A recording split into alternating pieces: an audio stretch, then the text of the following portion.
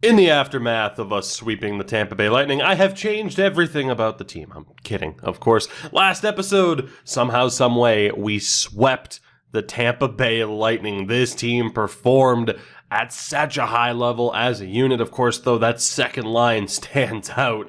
Brady Tkachuk, Evgeny Malkin, and Taylor Hall. What a start to this series. Matthew Tkachuk showing up a little bit. He's not completely disappointing like he was in the regular season. He has at least yet again stalled discussion over his potential and perhaps eventual trade. Everything went well for this team, even putting Rudolph Balcers into the lineup, which, I think back to that time frame here with this team where we considered, okay, there's Batherson, there's Formenton, there's Balcers, there's all the young crop of talent. There's all those players in Belleville that we started off with, and not too many of them stuck around, unfortunately, but Batherson did, and then Rudy comes back, and he stuck around with this team, and what a depth player he has been for us. So right now, things are good. That can easily change. Obviously, that's been kind of the name of the game with this series, where we think we have it figured out, we think we know the path ahead, and something happens. Lafreniere doesn't sign, other things go down, bad things happen. As Ludwig Naslund is healthy, but I don't think he's getting back into this lineup immediately. Call it a hunch, but I think it's the right decision to stick with Rudolph Balcers, although Naslund did have a goal in one game. I'm going to stick with this lineup. Naslund, it's a risky move, but he's not affected by waivers. We'll send him down to Belleville. Obviously, he's not going to be too happy about it, but that is going to significantly improve what is already a stacked AHL team. I mean, for God's sakes, Patrick Hornqvist there. Perhaps future member of the Florida Panthers, Patrick Hornqvist. And then, of course, defensively, it's looking pretty damn good, too. So we'll see what happens with the baby Sens. Now, with that said, who are we playing in the second round? We still don't know. Detroit and New York going to Game 7. It's time to find out. The answer is the Detroit Red Wings. The 51-win Detroit Red Wings, who outlast the New York Rangers in round 1. So with that, let's take a look at what we are up against. And fun fact, I'm not the only one to trade Philip Zadina, apparently. All right, hey, fair enough. Let's take a look at Detroit here. So we have 91 overall. Tyler Bertuzzi. I mean, sure. Who's to say it's not possible? Good God, 10 points in 7 games. Chaz Lucius, who's a real-life prospect. 7 goals in 7 games. And Ville Pieta? I guess it'd be Pieta. I'm not sure. Number 2 overall pick 3 years ago. Woof. That's a top line, all right. Second line, Anthony Mantha, Henrik Borgstrom, and Andre Kasha. A third line of Colin White. 8 points in 7 games, and that's another player where who I'm talking about, where it's like, okay, is this guy a part of the long-term solution? He is already significant. I mean, he's done better now than he had done in the past 3 years worth of postseason play with us. I mean, 25 games, 8 points, 7 games, 8 points. Was it the right decision to let go of him? I think so. He's not someone that I did want to get rid of, but obviously that's just a tough call. Tanner Lashinsky and Miles Wood make up the rest of the third line. The fourth line is Joe Veleno. That's interesting. Anze Kopitar and Robbie Fabry. That is a very good team. A very good team. They have star power and a solid amount of depth. Defensively, it's not that bad either. You have Brady Shea and Damon Severson. Dennis Chalosky is with Moritz Seider and a third pairing of Albert Johansson and Dylan DeMello. The goaltender is Philip Larson. For anyone who thought I might have underrated Philip Larson, hey, it turns out he can still turn into a beast. He struggled in the first round, though. which is why we are where we are, or at least why it took them 7 games. Robert Mastrosimone, Michael Rasmussen, and Connor Levi's? Connor Jeans are the healthy scratches. So this is a really good Detroit team in terms of an all-around depth within their roster. This is not going to be an easy matchup, and I kind of wish the Rangers won. We do have the edge everywhere except for goaltending, although that is incredibly close. And we thought we had our backs against the wall against Tampa, and look how that went. So menu lag it up. Nope, okay, it didn't. Wow, that's, oh God, the menu's in this sometimes. Bottom line, we're jumping into it. Game 1, round 2. Let's do this. First period, goal apiece, Alex Ovechkin and Joe Veleno. Second period, they scored from center ice, by the way. Nico Hischier gives us the lead. It's 2-1. Just 13 shots through 40 minutes of play. Sidney Crosby. Oh my God, 3 goals on 15 shots in the third period. Sidney Crosby scores. It's still weird to think that he's on this team. So was Malkin, so was Ovi. Chalosky gets a goal back. 5 minutes to play now in a 1-goal game. Can Kemper shut the door? Yes, he can. The Sens stay undefeated in this postseason. That's right, I'm tempting fate. And we take game 1 by the score of 3-2. Alex Ovechkin, Shane Pinto, and Nico Hischier, the top line, leading the way for us in this one. So very, very, very promising stuff here, especially with Sid scoring goals. Or goal, I should say. Now that I really think about it, in terms of how much this lineup has changed, Sidney Crosby and Evgeny Malkin are on this team. Ovi as well. It's so weird. Let's go to game 2. Again, no reason to change up anything with the lines. We'll see what happens here. First period. Okay, maybe there was a reason to change up things with the lines. Good Lord. Kemper didn't even make it 4 minutes into the game. Lucius, Mantha on the power play, and then Tanner Lashinsky on the power play. Scores on Wallstead. We're down 4-0. 3 power play goals. Was it a major? I can't help but think that it was. Second period, it gets worse. Lucius and Wood. Third period, 7-1 your final score. Pinto gets 1 back. Wallstead was no better. Absolutely atrocious for our first loss of this postseason. 36 saves for Larson. And it was an elbowing major on Rudolph Balcers. Now, video game-wise, obviously you can sit here and say, what the hell? Why is our fourth line out there a minute and 39 into the game? Although some teams do start their fourth line. The Bruins are known for doing that. The flip side is obviously just, what the hell was our fourth line doing out there? God damn it. And right after we praised Rudy. Absolutely brutal. I mean, like I said, what the hell is the fourth line doing out there that early? So you can blame the game, or in a different way, I guess you could be like, this coach sucks. What are you doing? Goaltending-wise, Kemper stopped 1 of 4 shots. Wallstead with an .879.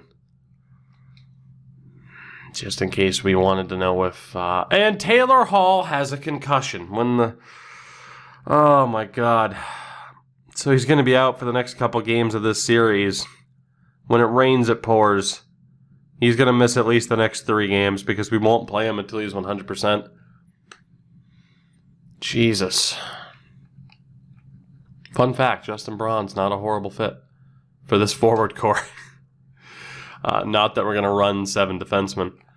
So Naslund has a goal in 3 games. Flaherty, 2 points in 5. Like, who has been... I was going to say who's been crushing it, but no one's really been overly impressive. Mika Vico has been the most impressive player in the AHL in their first round matchup. Well then. All right. Well, Justin Braun's not going to play as a forward. That we know. What I am going to do, maybe, possibly, yeah. Let's go for future Florida Panther Patrick Hornqvist. When in doubt, we'll call up a veteran. Hopefully a hungry veteran. And we'll see how he does. God, that last game, though, was a nightmare for us. Okay. Here is the game plan. Balser still arguably deserves a role on a higher line. So here's the game plan. Hornqvist will be in for Rudy. Tkachuk will sit for Rudy. And Justin Braun will sit for Matthew Tkachuk. The Tkachuks are on the same line. Evgeny Malkin in the middle. We'll see what that team is able to do, what that line combination is able to do, what this team is able to do now after losing for the first time this postseason and getting absolutely shit kicked in the process. That was one of the worst losses I can recall in the playoffs for this team ever, aside from a non-elimination game. So we go to game 3. First period, we get the opening goal. It's Evgeny Malkin. Good stuff. First time we've outshot them in the first period, I believe. Second period, they get one back, Tanner Lashinsky. So we go to the third. Power play here for the Red Wings, abbreviated. We'll see what happens. We need this next goal badly. I don't feel confident at all if we're trailing a team of that caliber in this series. We have to stay ahead. Evgeny Malkin gets his second of the game. Is that enough? 3 minutes to go. Can the Sens hold on? 10 seconds. Yes, they can. Evgeny Malkin leading the way. Darcy Kemper returning to form with a 33-save effort. Matthew Tkachuk, 2 assists on the night. And we are back in control of the series, now up 2-1. Very, very good. As Carolina is up 3-0 on Philadelphia. Appears as though it is a lock that they will make the conference final. Who will be joining them? We have a chance to take a 3-1 series lead. Let's see how it goes. First period, scoreless. Second period, very much not scoreless. 5 goals scored. We got 3 of them. They started off with a goal from Andre Kasha. Less than a minute later, Tyler Johnson, or less than 10 seconds later, Tyler Johnson is able to tie it up. Gino scores shorthanded. Goliev gets one back. I guess it'd be Goliev.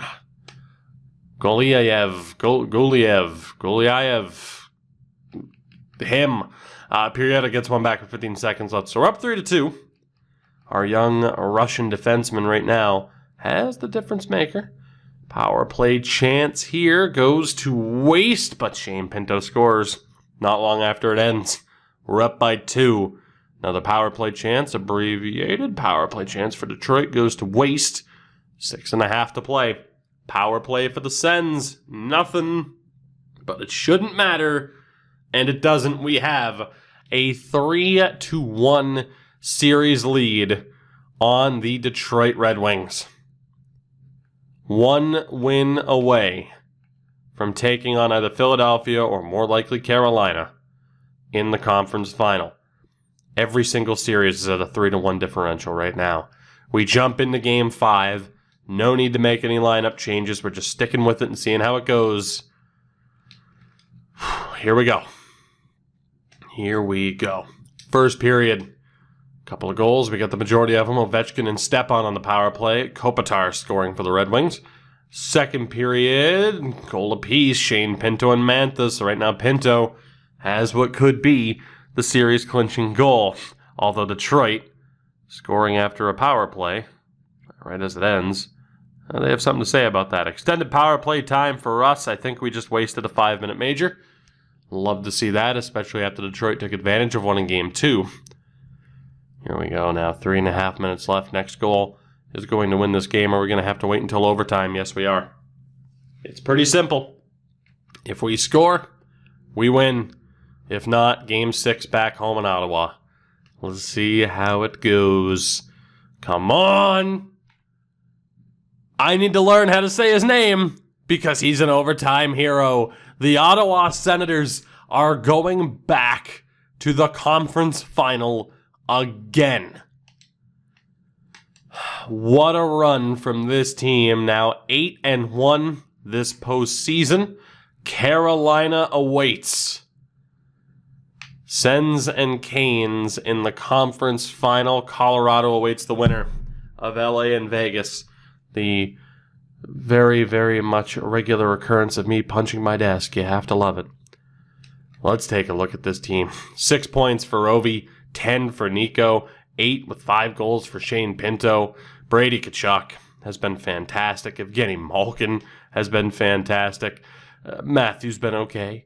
Stepan, he's been okay. Sid hasn't done much, but it's Sidney Crosby still. And Rudy hasn't done much either. I mean, we are very much being bolstered by, honestly, a pretty solid team effort. You know, if you think about it, you know, just the well-rounded nature. I mean, there are a lot of people who have like, oh, we have 1 goal, I have 1 goal. You know, it's pretty much all we have. And in that second line, obviously really carrying the weight. Yeah, Poirier and Brandstrom looking good.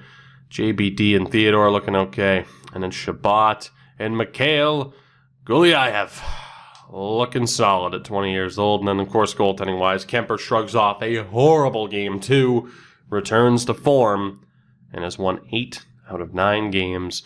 Jesper Wallstedt will likely never be the man in Ottawa. We get the job done in the last 2 games, really the last 3 games, actually, without Taylor Hall. What an effort from this team. And now we are halfway there. Yet again. We know it's Carolina on the other side. Colorado and Vancouver in the West. We have home ice in this round. Halfway home yet again.